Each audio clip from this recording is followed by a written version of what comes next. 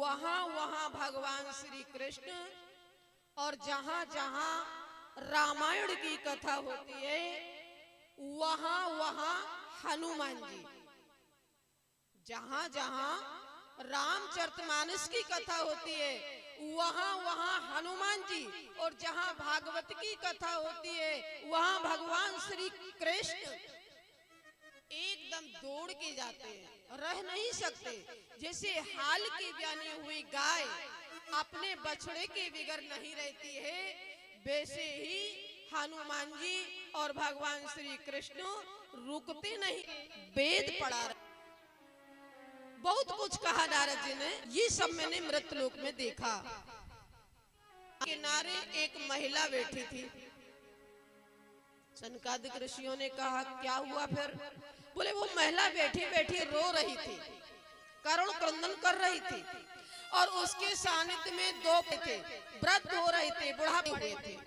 उसके इर्द गिर्द में आगे पीछे दाएं बाएं चारों तरफ कुछ महिलाएं बैठी थी, और वो उस स्त्री को कुछ महिलाएं बैठी थी और वो उस स्त्री को समझा रही थी, धैर्य बना रही थी।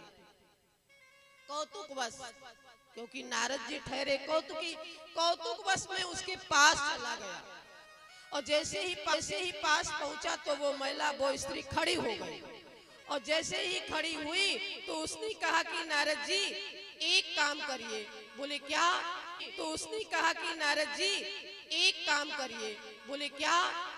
कुछ क्षण के लिए आप ठहर जाइए, आपके दर्शन से मुझे शांति प्राप्त होगी, मुझे सुख मिलेगा।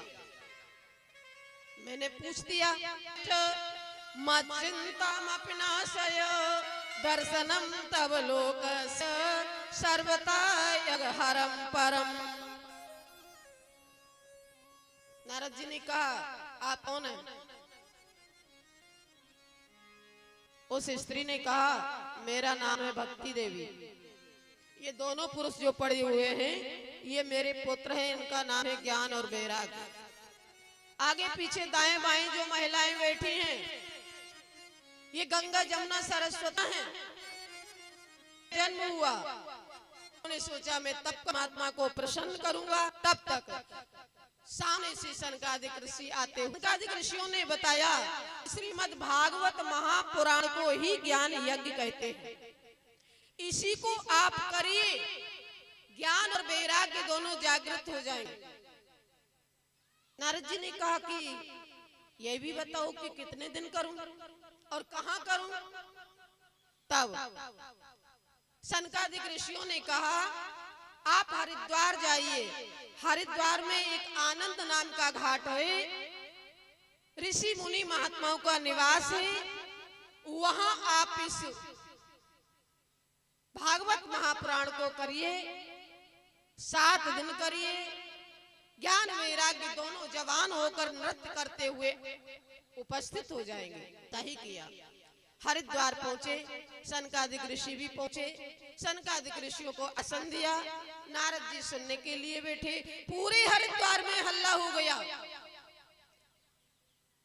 नहीं पाता, मेरे मुंह में अंगारे ठूस ठूस करके बेस्याओं ने मुझे तड़पा तड़पा कर मारा है, इसलिए मैं बोल नहीं पाता। भाई को